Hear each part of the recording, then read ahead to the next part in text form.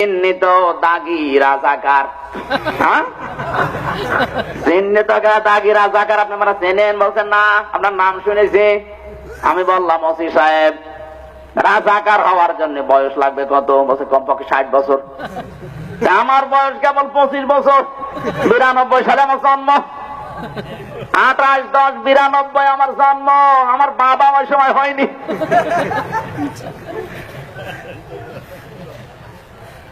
হেসে ফেলেছে, ডাক দেবো হুজুর কি বললেন আপনি? যারা আপনার নামে লিখে দিয়ে গেল থানায়, এরা তো হিন্দু না খ্রিস্টান না, সব মুসলমান, সব সই করে দিয়ে গেছে আপনাকে চিহ্নিত দাগি রাজাকার। বয়স যদি 25 বছর হয়, আপনি কি মায়ের পেটে থেকে কাজ করেছেন?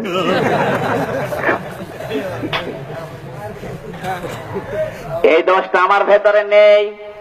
যারা জোর করে আমাকে কলঙ্কিত করার জন্য এই দোষটা চাপিয়ে আমাকে জাতির সামনে কালার করতে চেয়েছে, এই মানবতা বিরোধী কাজগুলো যতদিন ওই লোকটা না করবে, ততদিন ওর সামনে আজরাইল আসবে না। দলিল সূরা নেসার 112 নম্বর আয়াত, বুহতানা ওয়া ইসমান মুবিনা। যারা কোরআন শরীফের তাফসীর পড়তে পারে জিজ্ঞাসা করেন। একটা দুইটা না, বিশ্ববিদ্যালয়ে যতগুলো তাফসীর আমি দেখেছি, মুফাসসিরিন ইকরাম সব আয়াতের ব্যাপারে একই বক্তব্য দিয়েছেন। মাঝখানে একটা কথা বলে, যারা হারাম কামাই করেন, এলাকায় মনে হয় হারাম কামাই নেই।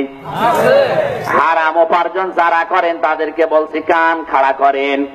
আপনি যদি হারাম উপার্জন করে পাহাড় পরিমাণ সম্পদ তৈরি করেন, আমার আল্লাহর ঘোষণা, ওই সম্পদ আপনি ভোগ করতে পারবেন না। হারাম কোন সম্পদ, হারাম সন্তান, হারাম টাকা পয়সা, হারাম ক্ষমতা ভোগ করার আগে আজরাইল আপনাকে নিয়ে যাবে। হারাম সম্পদ দেশে আছে না নেই? হারাম ক্ষমতা আছে না নেই? হারাম সন্তান আছে না নেই?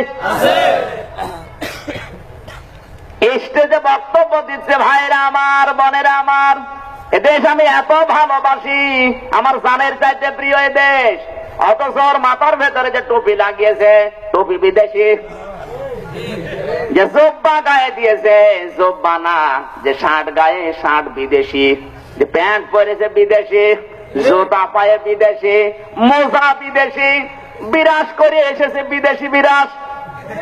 এমনকি ছেলে মেয়ে তাও বিদেশি, বিয়ে করেছে তাও বিদেশি, আর পরিচয় দিয়েছে আমি দেশি।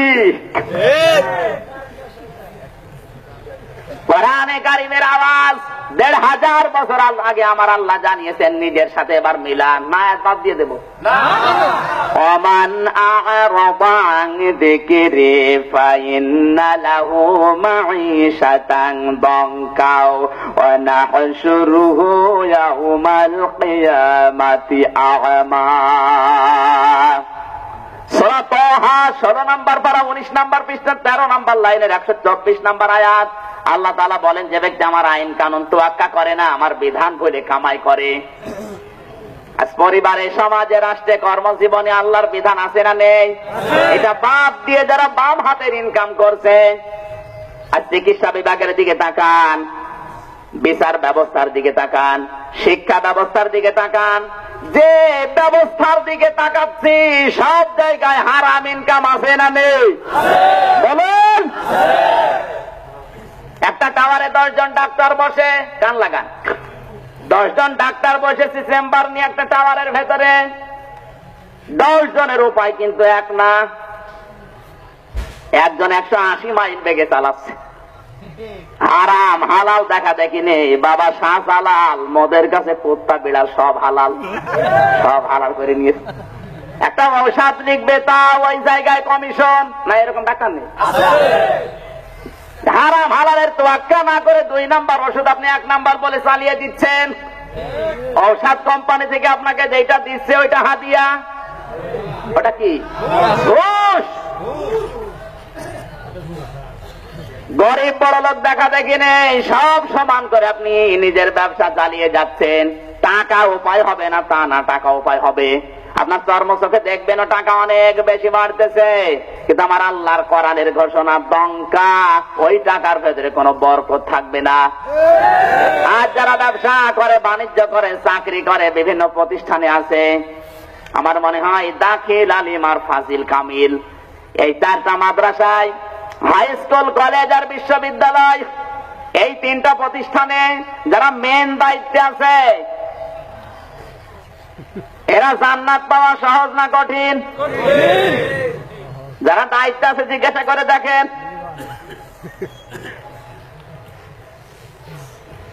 কত কঠিন আর ফাজিল কামিল মাদ্রাসার প্রিন্সিপাল, ভাইস প্রিন্সিপাল হওয়া। আমি নিচে আর নামলাম না, অন্য কিছু মনে করবেন।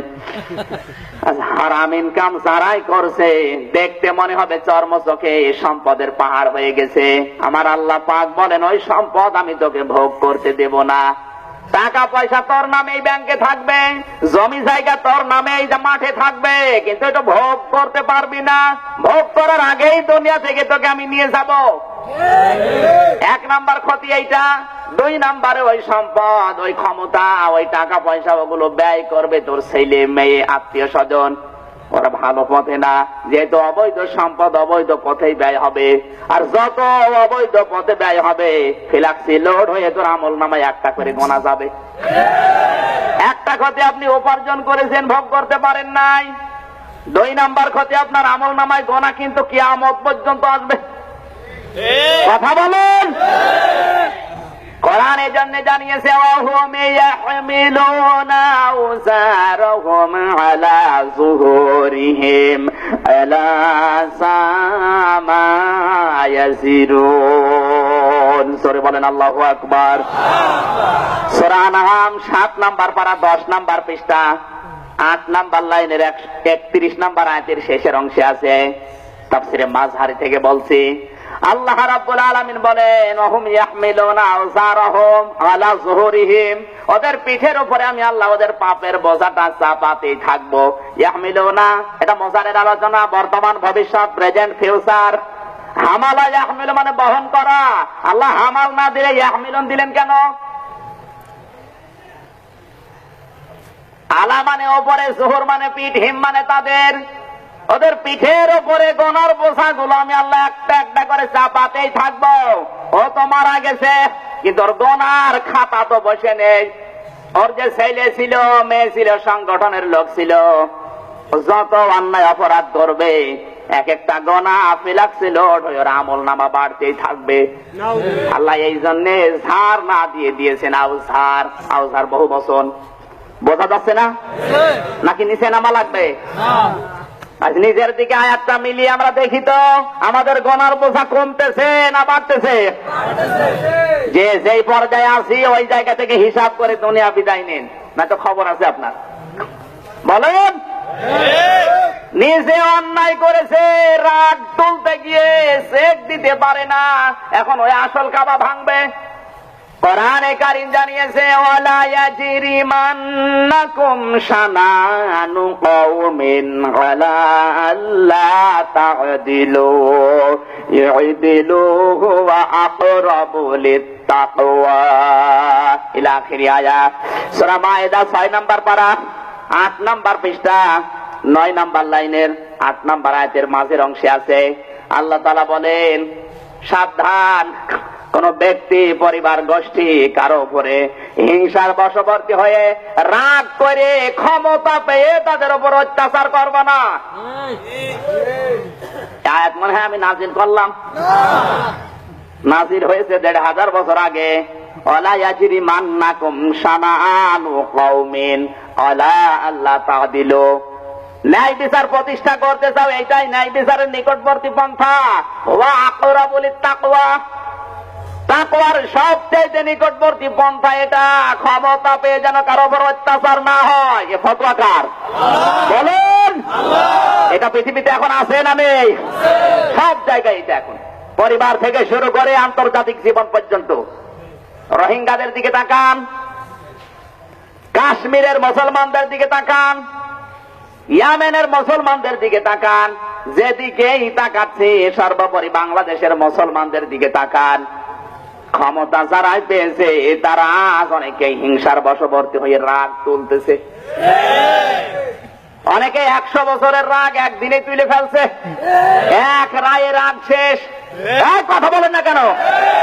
এরকম রাগ আছে না নেই? এ সমস্ত রাগগুলো যারা তুলছেন, আমি বলি যা হচ্ছে ভালো হচ্ছে, যা হচ্ছে ভালো হচ্ছে না। কান খাড়া করে